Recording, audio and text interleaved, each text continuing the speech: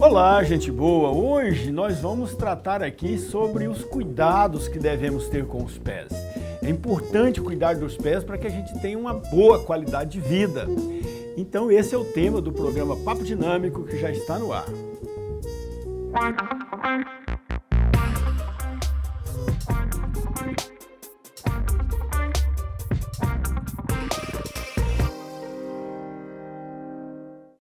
Olá, gente boa, muito boa noite. Estamos iniciando o Papo Dinâmico na PUC TV Goiás, todo domingo, 10 da noite, e também nas redes sociais, no YouTube, no canal do programa Papo Dinâmico, também no canal da PUC TV Goiás e nas redes sociais, sempre no perfil do programa Papo Dinâmico. Hoje nós vamos falar dos cuidados que nós devemos ter com os pés e vamos tratar deste assunto com o ortopedista especialista em pé, o professor, não sei se ele é professor, mas ele é doutor Augusto Braga dos Santos. Doutor, muito obrigado pela presença, seja bem-vindo. Boa noite, gostaria de agradecer o convite do Papo Dinâmico da TV PUC, em nome da produtora Claudiane e em nome do professor Daniel. Perfeito. Doutor, você também é professor, doutor? Sou professor. Então não errei, não. Não errou, não. Professor de residência médica. Ah, ok. É especialista em pé. Para chegar a ser especialista em pé, o senhor estudou o quê? Fez medicina? Isso. Para nós, toda especialidade, antes de mais nada, você tem que formar em medicina. Que aí, formou em medicina aqueles 12 semestres, geralmente 6 anos. Exato. Isso confere um título o quê? De clínico geral? Você vai estar formado e habilitado para trabalhar nas 4 cadeiras básicas, que são clínica médica, clínica cirúrgica, obstetrícia e pediatria. Okay. Então, nessas 4 cadeiras básicas, você recebe o seu certificado, que é o Conselho Regional de Medicina, registrou o seu diploma, você está habilitado para trabalhar nessas 4 cadeiras além do básicas. Diploma recebido da faculdade ou da universidade, a pessoa tem que conseguir um certificado junto ao Conselho Regional de Medicina. Sim, ela tem que registrar no Conselho Regional de Medicina, da sua região, obviamente, o seu certificado, seu diploma. Depois que ela registrar, ela vai receber um número, né? Sim, e esse número... O número do CRM, que geralmente vem no carimbo. Que vem ali no carimbo. E ali, com aquele número, ela está habilitada a trabalhar. Nessas 4 cadeiras básicas. A partir daí, ele pode escolher por fazer uma especialização. A especialização, ela hoje é muito ampla, né? Você tem especializações cirúrgicas, especializações clínicas e especializações também de medicina da família, parte burocrática, preventiva e assim por diante. É muito amplo. Essa especialização já seria a residência? Já? É a residência médica. Residência médica. Aí tem residência também em cardiologia, ortopedia e isso. Tal. Algumas residências, elas já vão direto, não precisam de pré-requisitos. Como a ortopedia. A ortopedia, você já faz a prova de residência para o local que você escolheu para a ortopedia. Outras residências precisam do pré-requisito de algumas cadeiras antes, entre elas cirurgia geral e clínica geral. Por exemplo, você vai fazer cirurgia plástica, você tem que fazer a cirurgia geral primeiro. Então você faz a prova para a cirurgia geral, concluiu os 3 anos de cirurgia geral, ou 2 anos, não me lembro direito, aí você faz uma outra prova para a cirurgia plástica, que aí são mais 3 anos, eu acredito que é isso. Então 6 anos mais 5 anos, 11 anos para ser um cirurgião plástico qualificado. Tem que ser. Devidamente qualificado. Se ele não fizer isso, ele não registra o seu título de especialista naquela área. Aí ele não é reconhecido como cirurgião plástico. Na ortopedia, você faz a prova direto e vai fazer a residência de ortopedia, que são 3 anos, terminou, registra o seu título, o seu, obviamente, certificado de conclusão. Aí já não é no CRM mais não. É no CRM. No CRM. Aí você vai receber o RQE, que é o Registro de Qualificação de Especialidade. Através desse RQE, você pode divulgar suas propagandas, divulgar o seu consultório como ortopedista. Sem o RQE, você não pode divulgar como especialista da área. E como é que vira especialista do pé? O ortopedista tem que fazer um curso específico, uma outra residência, ou ele apenas basta dedicar naquela área? Exato. Então, formou em medicina, fez, no caso, a prova e vai fazer 3 anos de residência em ortopedia, que a gente chama R1, R2, R3. Terminou, recebeu o seu título, registra no conselho, você já tem o RQE, que é o tipo de especialista em ortopedia. Mas eu quero ser um especialista em pé, coluna, quadril, enfim, todas as áreas de ortopedia tem subespecialidade. Você vai fazer uma prova, dependendo daquela área de subespecialidade, que é ligado às sociedades e aos comitês, e aí você vai fazer uma prova dentro daqueles hospitais que são credenciados pela sociedade. Então, especificamente na minha área, seria a área do pé, você vai procurar hospitais que são credenciados dentro da Sociedade Brasileira de Medicina e Cirurgia do Pé, faz a inscrição. Passou na prova, você vai fazer 2 anos de cirurgia do pé. Depois então, 5 anos também. Então, 5 anos. Para chegar nessa especialidade, só estudou 5 anos. 5 anos. Não, 5 anos nada, 6 anos de 6 de faculdade, mais 5 de especialização. 11 anos. E aí, finalmente, você recebe novamente um certificado que você, se essa for uma área de especialidade, você pode registrar no conselho como cirurgião de pé, cirurgião de mão, de quadril e assim por diante. Entendi. E por que o senhor fez essa escolha de ser especialista em pé? É uma história interessante.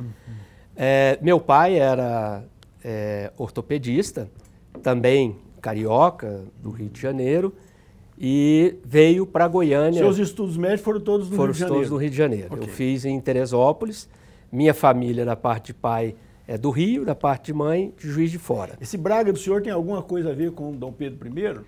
Que também ele tinha Braga, de Bragança. Eu acredito que todos eles vieram da região de Braga, lá em Portugal. Aquela região ali é a região da família da nobreza brasileira, né? Família Nós real. temos uma região no norte de Portugal, são 2 regiões que vieram muitas famílias, que é Braga e Barcelos. Então aqui você vai ver muito descendentes de Braga e Barcelos.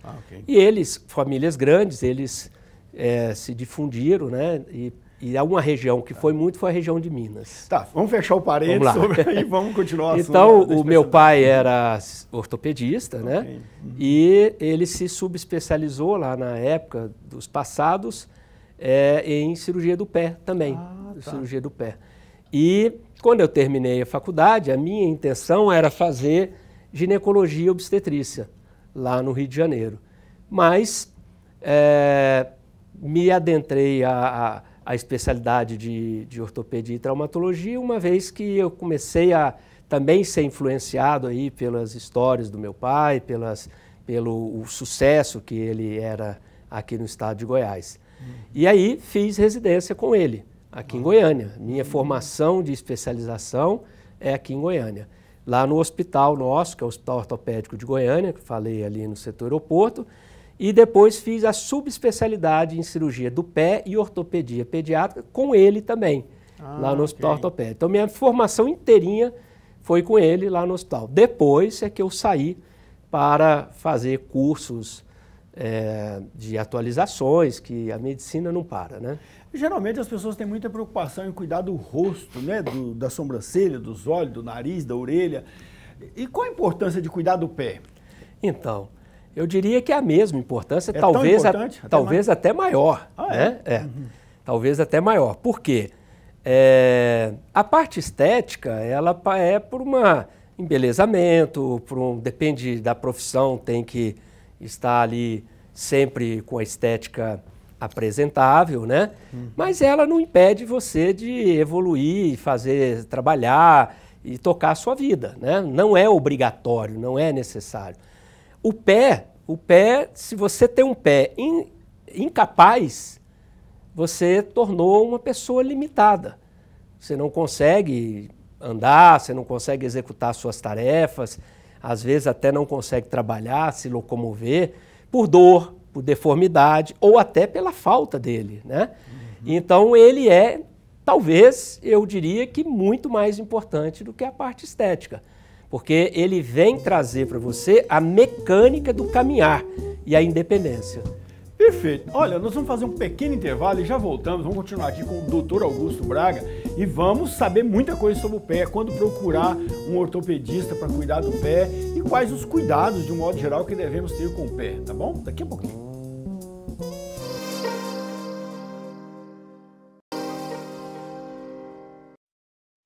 De volta com o Papo Dinâmico na PUC TV Goiás, nós estamos hoje falando dos cuidados que devemos ter com os nossos pés, como condição para a gente ter uma vida saudável. E não só uma vida saudável, mas uma vida ativa, uma vida produtiva. Estamos aqui com o Dr. Augusto Braga dos Santos, ele que é especialista, ortopedista e especialista em pé. Doutor, quando é que uma pessoa deve procurar um ortopedista para cuidar do pé? Então vamos lá. De uma maneira bem prática, toda vez que ele tem alguma sintomatologia, e a principal sintomatologia que leva a maioria dos pacientes a procurar o consultório da especialidade é dor. E em segundo plano seria deformidades. Então essa é uma parte básica quando a gente fala só de ortopedia, porque você vai procurar eletivamente, de uma forma agendada, aquele profissional para esclarecer dúvidas, te examinar, fazer diagnóstico e ver qual é o problema que você tem.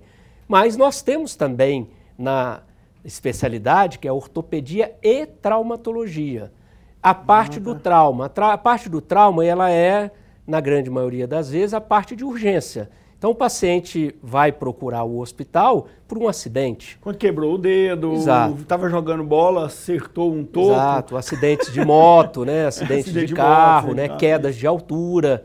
Mas se ele sofreu um acidente e quebrou além do pé, aí o ortopedista especialista do pé cuida do pé, mas não vai cuidar do resto da perna? Hoje nós temos nas instituições privadas e governamentais, né? Do SUS, nós temos equipes especializadas ao tratamento do politrauma. Politrauma é aquele que teve um acidente e teve várias fraturas ou várias lesões que podem ser também associadas à parte de cirurgia geral e outras. Então esse politrauma que vem de acidentes graves, você vai eliminando as urgências até chegar nas especialidades. Então, por exemplo, teve uma fratura e esmagamento do pé, eu vou entrar, vou tratar, vou reconstruir aquele pé, mas ao mesmo tempo ele teve um problema de furou o baço, de uma maneira mais popular falando. Sim. A equipe de cirurgião geral vai entrar, trabalhar naquilo, e vamos supor que ele teve uma fratura de coluna. Será também pela equipe de coluna assistido e resolvido o problema. Então é multidisciplinar. Entendi. E se subespecializou para ter mais qualidade e melhorar os resultados com menos sequela. Como é feito o diagnóstico? É sempre com raio-x? No pronto-socorro, hoje os pronto-socorros estão bem modernizados, diferente da minha época, há 30 e poucos anos atrás, que nós só tínhamos o raio-x. Então hoje você tem um pronto-socorro bem qualificado, bem modernizado. Mas o exame de eleição, naquele momento que chega um politrauma, é raio-x. Então você tem o exame do médico, que vai caracterizar aquilo que é mais urgência, é solicitado raio-x, exames de sangue para ver a hemodinâmica dele, se ele não está com sangramentos em algum local ou outro, e depois disso volta a avaliar e ver a necessidade. Aí vem tomografia, ressonância e, enfim, outros aparatos que os prontos-socorros hoje estão bem equipados. Que legal! Então, mas assim, é possível... A hora que a pessoa chega no consultório, ou chega de marca, o médico, antes mesmo de pedir um raio-x, ele já faz um exame clínico também. Sim. Até para direcionar o raio-x, né? Sim. O atendimento do pronto-socorro, ele inicial, normalmente é trazido por profissionais extremamente qualificados, do SAMU e do bombeiro. Então, esse paciente já vem com todo o protocolo de atendimento e segurança do paciente. Quando chega lá, esses profissionais já vão fazer um resumo para o médico plantonista. Foi um acidente disso, tal, estamos observando isso, tivemos que fazer aquilo, tal, provavelmente é isso, aquilo. O médico vai examinar com mais detalhe e vai direcionar os raios-x para aquela área que está tendo ou deformidade ou dor ao exame. Agora, esses são casos de urgência, que é de traumatismo, né? Isso. Agora, quais outras deformidades pode ter no pé que não seja de traumatismo? Ok. Aí vamos para a área de ortopedia, né? Então, na área de ortopedia, em sequência das mais procuradas para menos procurada, nós temos, no caso das mulheres, os joanetes. Joanete ele é conhecido com aquele aumento de volume de osso no primeiro dedo e o desvio do primeiro dedo de encontro aos dedos menores. Por que isso ocorre com as mulheres? Por causa do salto? Existe algumas teorias. A primeira é que o sexo feminino, por ele ter um volume maior de estrogênio, ele tem uma hipermobilidade dessas articulações.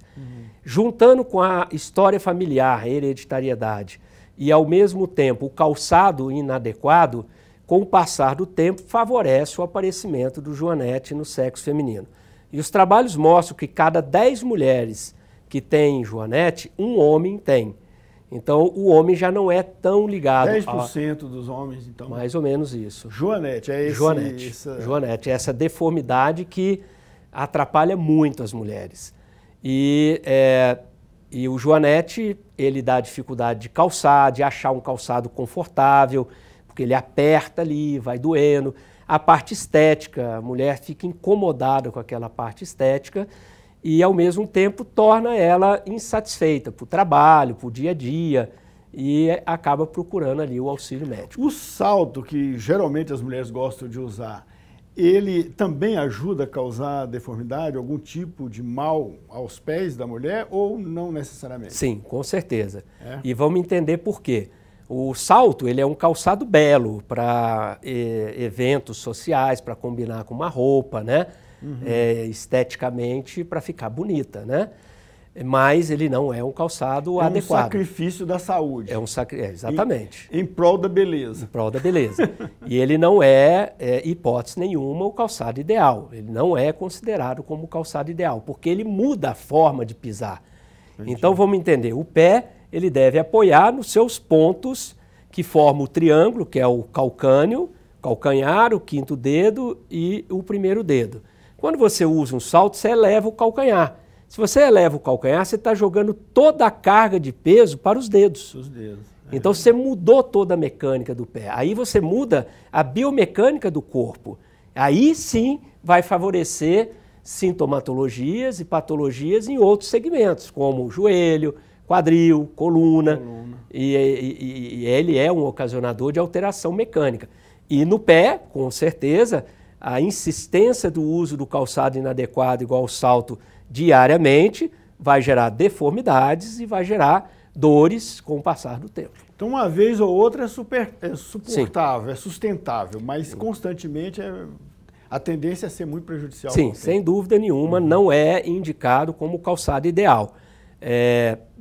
Hoje a gente é um pouquinho mais maleável do que no passado, e hoje a gente tem que nos adequar à vida daquela pessoa que precisa daquele calçado para o seu trabalho, para a sua apresentação e assim por diante.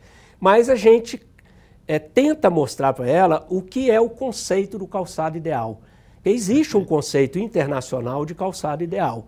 E uma vez que você entenda e procure, na grande maioria das vezes, escolher o calçado ideal, ele com certeza vai te trazer benefício. Andar descalço faz bem para a saúde? Hoje já não faz mais bem para a saúde andar descalço. Por quê? Então vamos entender. Nós mudamos com o passar dos anos, a evolução do ser humano, que se a gente acredita que lá atrás andava de 4, de repente ficou bípede e assim por diante, era mais peludo, ficou com menos pelo, a cabeça era menor, ficou maior, os pés também evoluíram. Então hoje nós não somos preparados para andar descalço mais. Então ali a pele ficou mais fina, o coxim gorduroso, que é a região de proteção interna, ficou mais fina, os tendões e os ligamentos já ficaram de uma forma menos resistente que no passado. E outra coisa, que por essa alteração de pele, você também expõe a vários fungos ou a vários bichinhos que estão ali no chão, gerando infecções ou calosidades inadequadas e dolorosas, como verrugas plantares, e assim por diante. Então, nós não somos preparados para andar descalço. Mas a sandália, então, supriria, digamos assim, essa necessidade de ter um calçado mais informal, mais light? Vamos entender. A sandália é o calçado de cabeceira de cama. Ele não é o calçado para que você possa fazer todas as suas atividades. Não é ideal. Nós temos muitos padres e frades que assistem o nosso programa e eles gostam de usar a sandália franciscana. Sim. Que a sandália é boa? Então, vamos entender o conceito ideal do calçado. O conceito ideal do calçado é aquele calçado que adapta o pé e que não obrigue o pé a adaptar ele. Se você procurar esse conceito, procurando um calçado que o seu pé se sinta bem, tudo bem. Mas nós sabemos que nessas situações de algumas sandálias, como franciscana, havaiana e tal, se você fizer longas caminhadas, elas não são adequadas. Elas não protegem tudo e podem gerar dores, até por atrito. Só para ambientes espontâneos, digamos assim, tranquilos. Exato. De curto espaço. Exato. Assim, né? Tá bom, vamos fazer um pequeno intervalo e a gente já volta e vamos ver o doutor aqui falar pra gente de outras doenças hereditárias. Só falamos de uma até agora, deve ter outras. Daqui a pouquinho a gente volta.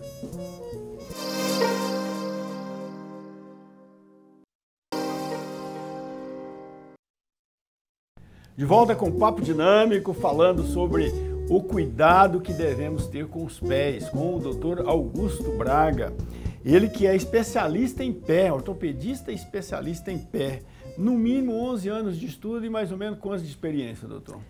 Eu tenho 35 anos. 35 anos de experiência. Profissão. Exato. De profissão. Então, altamente qualificado, altamente gabaritado para tratar desse assunto com a gente. O senhor falou das doenças, falou de uma doença hereditária que tem outros fatores também, mas geralmente é hereditária. Que outras doenças existem? O senhor falou, eu esqueci o nome da doença. Hallux valgus, ou Joanete. Joanete, exatamente. E tem outras doenças hereditárias também? Sim. Vamos entender, né, o que é hereditária e o que é congênito, né? Uhum. Hereditário é aquela herança genética que você recebe e que com o passar do tempo você pode estar sendo herdeiro de algumas alterações. Entre elas, eu acabei de citar, o Joanete. Congênito é um defeito embrionário, ok? O que é um defeito embrionário? Quando encasala o espermatozoide com o óvulo, ali é a primeira cadeia genética onde vai formar o embrião. E ali, se você tiver um defeito em uma daquelas cadeias genéticas, você pode gerar uma deformidade congênita, e que são graves, né? E elas aparecem no primeiro trimestre de gestação, porque é onde está a formação embrionária. A partir do terceiro trimestre de gestação, você já não tem mais a formação do embrionário, porque o embrião já está pronto. E aí já não tem mais doenças congênitas de defeitos embrionários. E o pé tem várias doenças congênitas graves. Mas falando das hereditárias, entre elas o Joanete, que é muito comum na mulher, o pé plano, que é o pé chato, popularmente chamado de pé chato, que acomete muito na idade ali entre 8 a 12 anos de idade e que muitas vezes precisa de tratamento mais invasivo. O pé cavo, que é o contrário do pé plano. O pé plano ou pé chato é aquele que não tem uma covinha grande e às vezes até verte. E o pé cavo é o contrário, é aquele que tem a covinha maior e que geram também alterações e podem ser patológicos de característica hereditária.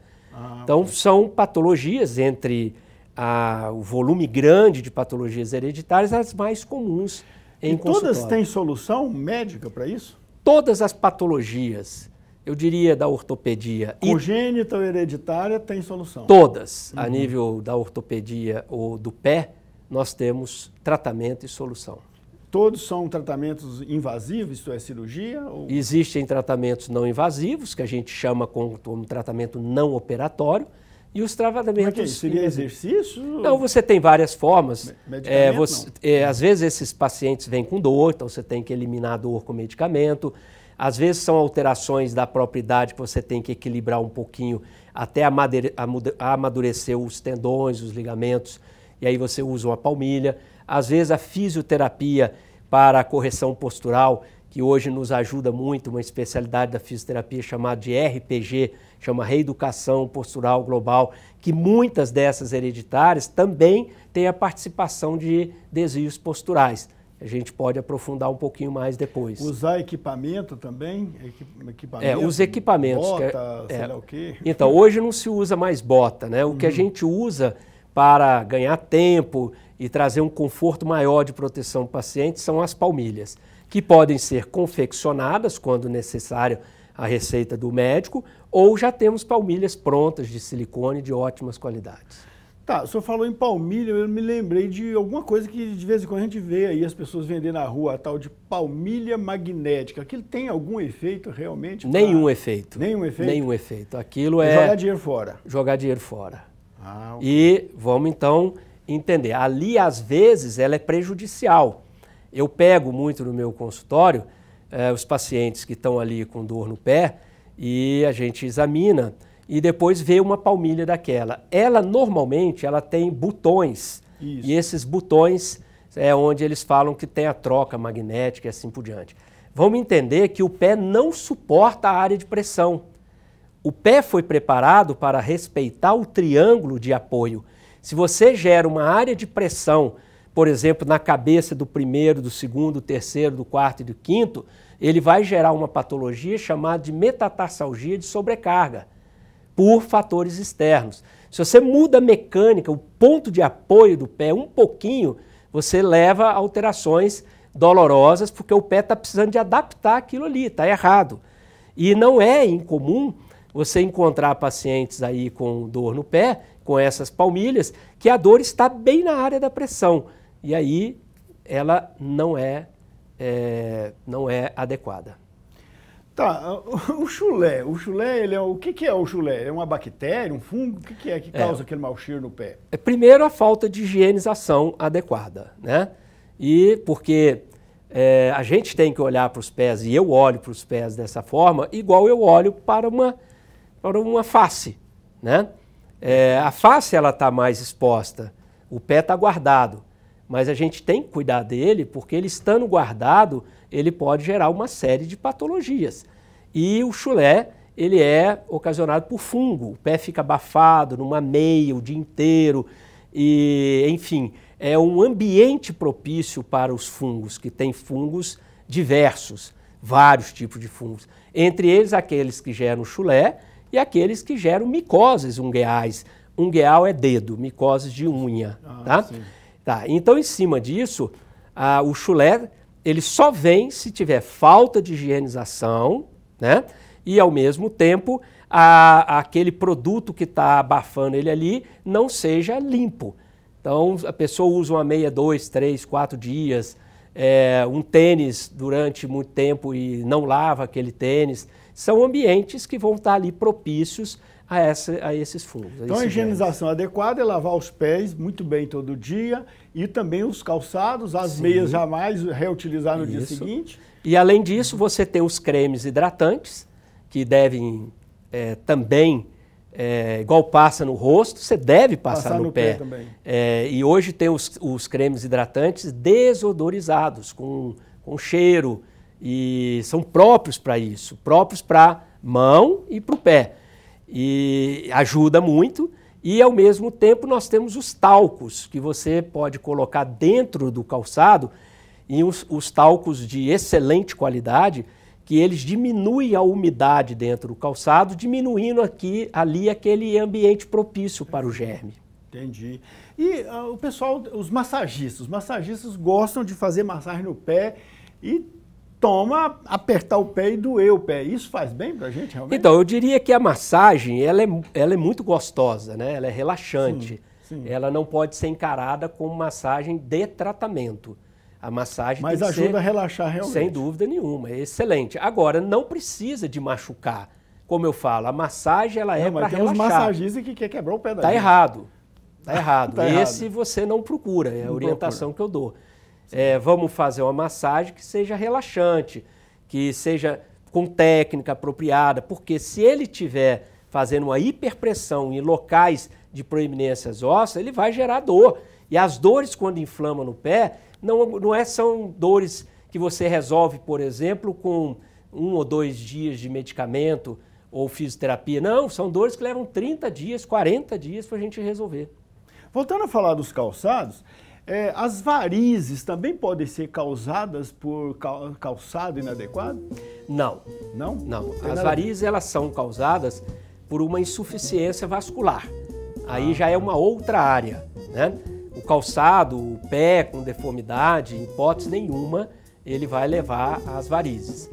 As insuficiências vasculares, que são as fragilidades tanto da parte venosa, que é a formação das varizes, e também pode ser participada pela parte arterial, tem doenças graves que levam a isso, como por exemplo no pé. Ligado a isso, uma das doenças mais complexas e ruim de tratar e que leva a mutilações são os pés diabéticos. Ok. Entendi. Doutor, nós vamos fazer um pequeno intervalo e vamos voltar daqui a pouquinho e nós vamos saber também em que medida o tratamento ou não do pé pode afetar a nossa coluna, né? Especialmente a tal chamada hérnia de disco. Daqui a pouquinho a gente volta.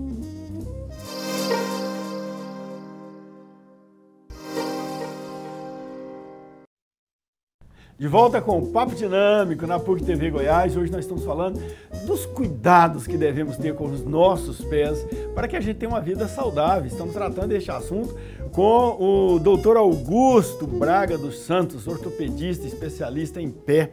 Então, doutor, a atividade física, ela é importante para o pé? Quando a pessoa faz física, geralmente ele se preocupa com os músculos do braço, das coxas, da panturrilha, não sei mais da onde, da barriga. E dos pés? Sim. É importante? Sim, extremamente importante. Eu diria que a gente tem que entender a atividade física num contexto geral do aparelho locomotor. O aparelho locomotor ele não é visto separado. Tanto é que as consultas que a gente tem em relação aos pés, elas não podem ser só voltado à visão do pé. Elas são gerais. Então você vai examinar um paciente, você tem que examinar o paciente sentado, tem que examinar o paciente deitado, andando, para você entender a biomecânica daquele paciente por inteiro. Então tem uma relação, né, do pé, inclusive, com o cérebro. Todos os segmentos. O pé, ele tem o sistema de propriocepção. Vamos entender o que é propriocepção. Propriocepção é ligado ao sistema nervoso central, onde ele lê que tipo de terreno que você está passando e manda para o cérebro, se ele é um terreno frio, quente, se ele é um terreno irregular, arenoso, de pedra, e assim por diante, para desenvolver o equilíbrio. Então o pé, ele é exatamente aonde está recebendo todos esses estímulos para que você possa andar de forma equilibrada, seja num terreno liso ou irregular. Então a atividade física ela tem que ser entendida por um contexto geral.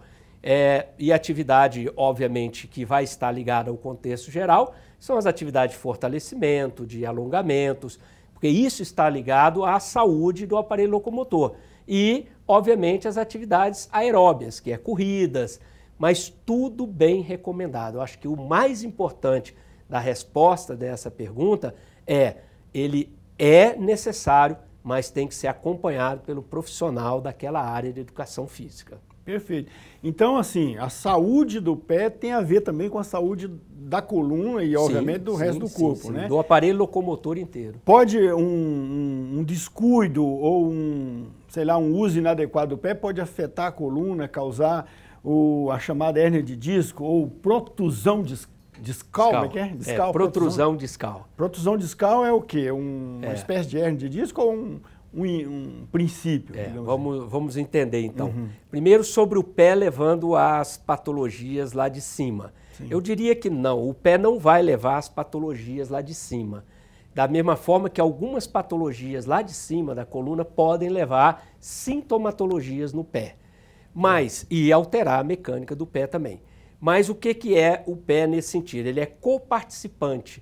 Se você tem uma área de apoio inadequado, um calçado inadequado ou uma atividade de impacto inadequado, você está transformando aquela carga do solo direto para aquele segmento lá de cima.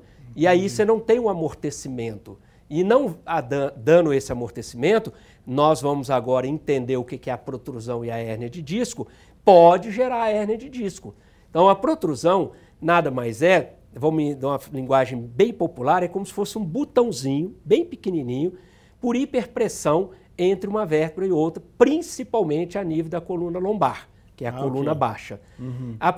Aquela ali é totalmente assintomático, é considerado como normal fisiologicamente, não é doença, mas ela tem uma protrusão porque naquele momento que fez a ressonância, há uma pressão maior e aquela imagem apareceu na ressonância. Mas as atividades de impacto violento em algumas profissões, e entre elas as profissões militares que têm muito impacto, ela pode gerar uma sobrecarga nesse botão, romper ele e desenvolver uma hérnia de disco. A hérnia de disco é a saída do disco, que está ali dentro, entre uma vértebra e outra, que é o amortecedor das vértebras, para dentro do canal aonde estão as raízes. Aí ele comprime a raiz, gera uma dor insuportável, muitas vezes de urgência, e pode ter até necessidade de cirurgia de urgência, que é o que nós chamamos de hérnia de disco. O problema na coluna pode causar um efeito tipo formigamento no pé? Sim. A hérnia de disco é a que mais leva a esse tipo de sintomatologia. O paciente... Às vezes o problema não é no pé, mas o pé acaba indicando que está tendo um problema. Exatamente. O paciente chega no seu consultório relatando o seguinte: olha, eu estou com uma queimação, às vezes eu sinto calor, sinto frio no pé. E por que ele vai localizar a sintomatologia no pé? Porque ela não dá na coluna. Como ela comprimiu a raiz, que é relacionada a mandar o estímulo sensitivo e motor lá para baixo, ele sente ela embaixo. Aí você examina o pé, pede exames complementares, o pé é normal. Você tem por obrigação pesquisar a outra área. Tá, a quiropraxia, onde ela fica nesse contexto todo? A quiropraxia, ela é uma especialidade e hoje tem uma formação profissional, tem faculdade de quiropraxia no Brasil, e ela é coadjuvante aos tratamentos da medicina. O quiroprata não precisa ser necessariamente um médico? Não. Pelo contrário, ele tem faculdades hoje voltadas a essa profissão. Tipo fisioterapia tem... Exatamente, igual a fisioterapia. Também. Antigamente era só o fisioterapeuta. E aí foi aparecendo outras áreas e a quiropraxia foi uma delas, que tem faculdades. São Paulo, no Sul é muito forte a quiropraxia. Ok. Como é que o senhor avalia a saúde pública em Goiás hoje, principalmente na área de ortopedia? Olha, melhorou muito, principalmente na saúde primária. A saúde terciária ainda precisa de evoluir mais porque é um volume de pacientes muito grande para poucos hospitais terciários. Vamos entender as duas coisas, o que é primário e o que é terciário. Primário é aqueles hospitais que estão preparados nesse momento agora para receber toda a urgência, seja traumatológica ou seja urgência de qualquer outra área. Neurológica, cirurgia geral e assim por diante. Hoje, os hospitais de Goiânia, da saúde pública, estão muito bem preparados. Que é o Hugo, Hospital Geral, o GOL, os CAIS. Exatamente, estão muito bem preparados, com profissionais capacitados. Perfeito. Tanto é que a regra é clara, sofreu um acidente, o bombeiro e o SAMU têm que levar para esses hospitais. Porque tem equipes multidisciplinares para tirar ele da urgência. Perfeito. O terciário, o que é? O paciente já foi operado, passou pelo Hugo, recebeu alta, foi num retorno e viu que tem uma sequela. Essa sequela é tratada no terciário, que hoje um dos importantes hospitais de saúde terciária em Goiânia é o CRER. O CRER tem descarregado bastante essas patologias terciárias, mas temos outros como o HGG também, mas precisamos de mais. Essa fila que você escuta aí das doenças terciárias, que às vezes sai na televisão, é exatamente essa carência que ainda tem. Por que muitos médicos não aderem aos planos de saúde? Principalmente aqueles mais bem qualificados, que estão mais bem situados nos grandes hospitais, nas grandes clínicas, geralmente não gostam de atender pelos planos de saúde. Por que isso? É porque eles pagam pouco? Qual o problema? Exatamente. A remuneração pelo plano de saúde, ela vem defasando com o passar dos anos de uma forma progressiva e principalmente depois da pandemia, como a inflação aumentou muito, esses valores ficaram obsoletos. Só para você ter uma ideia, tem plano de saúde que paga numa consulta o que, não desmerecendo a área, hipótese nenhuma, não desmerecendo, quero deixar claro, o que um cabeleireiro ganha para fazer, por exemplo, uma escova.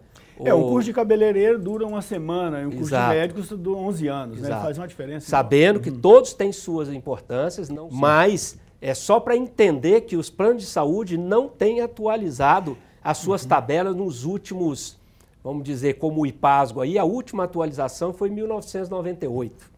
Perfeito. Isso do SUS.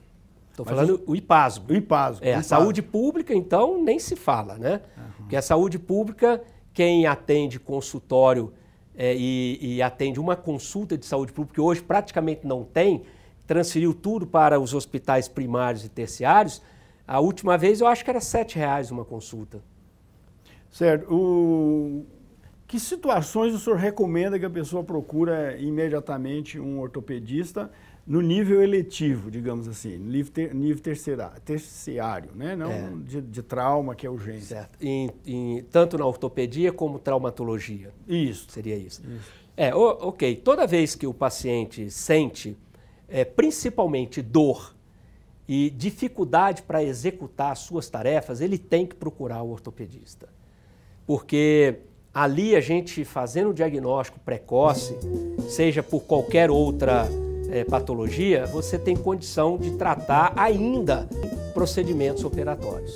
Alguém pode morrer por uma doença no pé? Pode. Nós temos uma doença gravíssima que eu falei no bloco passado, que chama pé diabético. O pé diabético, ele é uma doença que gera uma infecção grave, se não for tratado, ela vai fazer uma infecção generalizada, chamada de sepsemia, e o paciente vai morrer. E morre rápido. Mas é o ortopedista que cuida? O ortopedista que cuida. Ok. Doutor, infelizmente nosso tempo acabou, temos que encerrar. Muito obrigado, foi muito boa a participação do senhor aqui, enriqueceu e contribuiu muito aí com os nossos telespectadores. Muito obrigado, boa noite. Eu que agradeço. E para você que nos acompanhou, um grande abraço, boa noite, até a próxima.